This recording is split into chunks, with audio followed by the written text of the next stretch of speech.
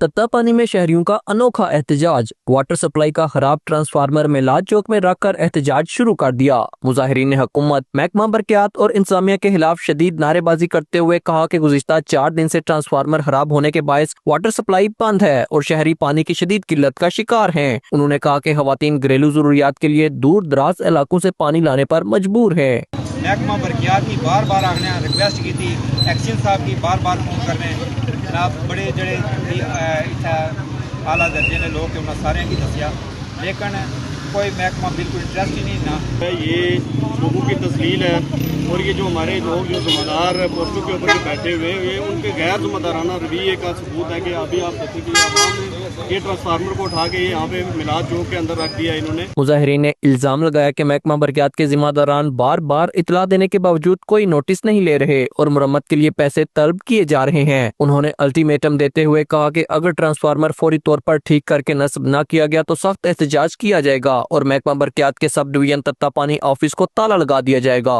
Atiq Ahmad Malik, JK news, तत्ता पानी।